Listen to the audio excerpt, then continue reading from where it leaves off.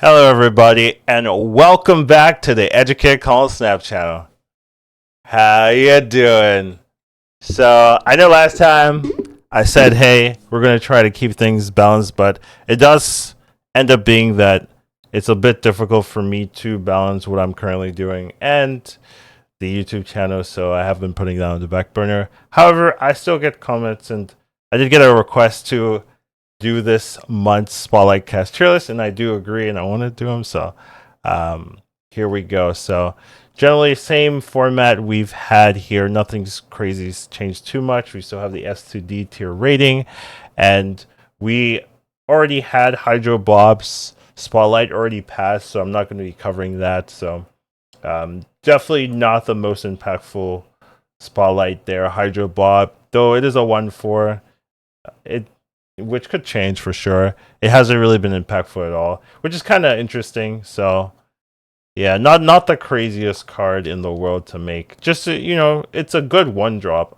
It's just like one drops are hard to be Series 5 and people want, because usually one drops just don't win you the game. And usually when you're looking at the Series 5s, you want to build around them. You want to say, hey, this is a card that really changes how I play the rest of the match, and Hydro Bob just doesn't do that. So unfortunate. So we do currently have the Ajax season. So Ajax is a 5/7 that gets stronger when when cards have negative afflictions on them. So if you have the biggest synergy is Hazmat, if you play Hazmat with an Ajax, this can really take a lot of value. This used to be a 4, I think, and that does open up the Hazmat plus Ajax combo, and that is definitely a lot of stats final turn. I think maybe that was too good, is my interpretation. So they've kind of increased the cost of it, but they also increased the base value. So now you're not really going to be that vulnerable to something like a Shadow King. You might still be, but it's not as crazy as it used to be. And now the base is pretty good, so if you have some afflictions, you can just generically run this card. I think this card's okay. I'm not sold as it being like super crazy. I do think it is a good card if you are building negative afflictions. So that's things like Hazmat and things like evolved Hulk, things like that. So there are definitely some decks that can run Hazmat, but overall it's not really something I would jump for so much. Really, if you are wanting this Spotlight, you want it for Darkhawk, just because right now Arisham is pretty good, like very much dominating the meta. It's kind of hard to play the game right now without seeing a lot of Arisham decks, and I do think what this tells me is that we've needed a draft mode. That's my takeaway from this meta. People just want draft, and I'm one of those people. I've been asking for draft since it came out, since the game came out, and they haven't done. They just say like they're working on it now, but I'm like, how long till it actually comes out, or so, and what does it look like? But yeah, Darkhawk is a pretty good counter. A lot of people are aware that Darkhawk counters it, so even the Arisham decks are running their own Darkhawks, or they're running, tech. It is harder to consistently get that tech, but it is like in their deck. So it's definitely a card that is ever present right now. Pretty big percentage of the pool is running Darkhawk, so this is your opportunity to pick that up and try to deal with the Arisham stuff. I do think there are things like Cassandra Nova. I think once that is really out there, will really hamper a lot of the Arisham stuff, because that means Cassandra Nova is just a gigantic minion, like into Arisham, just a massive minion. So I do think that matchup is going to be rough, but right now there's no counter of that magnitude, so you just kind of do a lot of work, and free energy is free energy, right? So yeah, definitely if I'm pulling for this, you're pulling for Darkhawk. Ajax is okay. Like, I don't think the card is bad at all.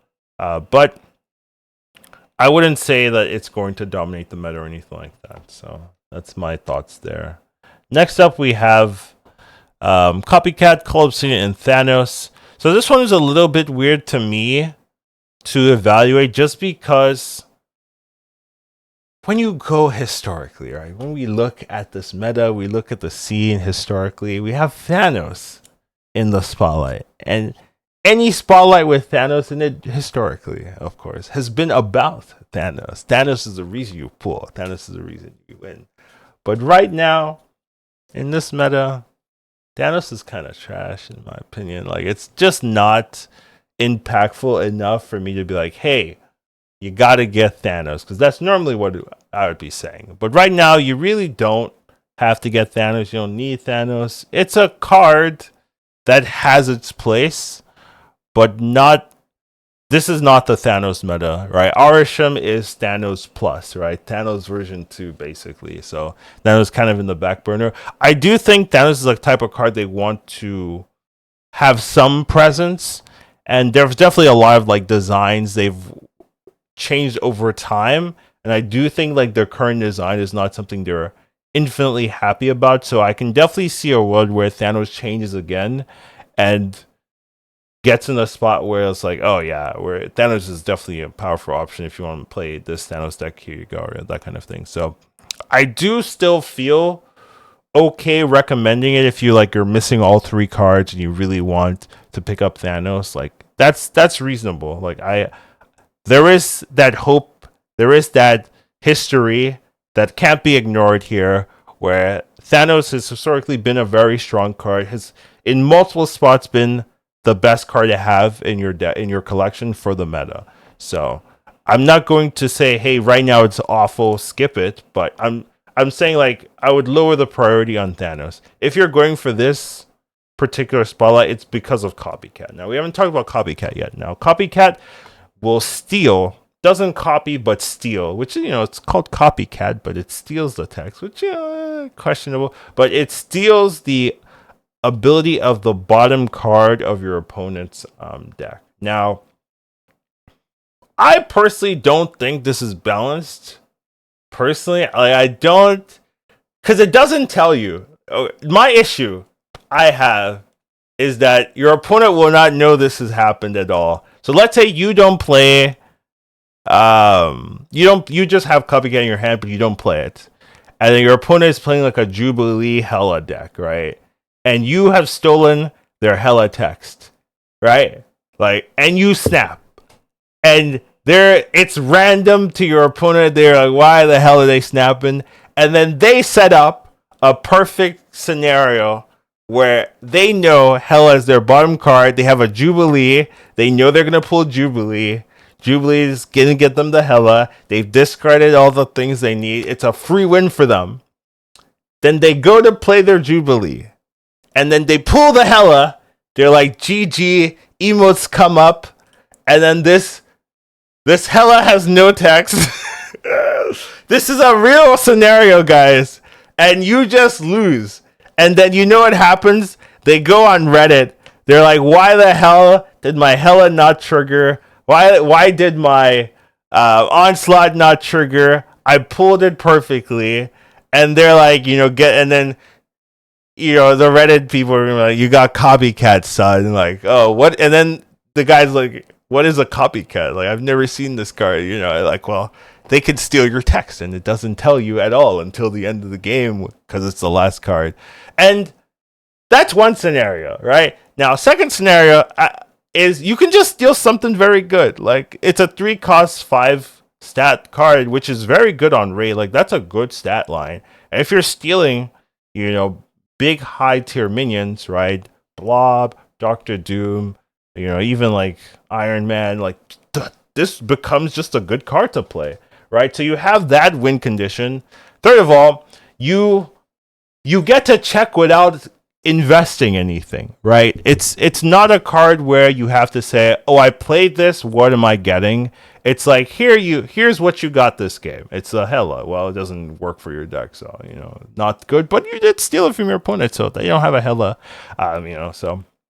But then you don't have to play it. Next turn, oh, it's a, I don't know, what do people play? It's a Toxic or a Toxin or Spider-Man, right? Like, okay, yeah, it's not great, not bad, but okay, I'm not gonna play it this game. So you don't have to commit to it, right? It's like, here you go. Here's an opportunity to do something broken. Is it broken this game? No. Okay, move along, right? It's not where you have to like. It's not like a morph, right? There it is. That's the good. It's not a morph where you play this. Like morph sometimes can win you the game, but a lot of times it's like, it's okay, or it's like actively bad. Here, you get the morph effect, but then you don't have to commit it if you don't like it. So, and then the fourth option is just you get like the info gathering, right? This is why I used to love Cable, because Cable would gather you info. You play Cable, you steal something from them, and that might be a core card is for their deck, and then you can go.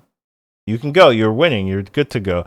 This should not be B, right? As I talk about this card, it's being alone is still B. Initially, I had it B, and I looked at it. I was like, maybe alone is not B. But as I'm talking, I'm like, it's back to B for me again. So maybe B tier.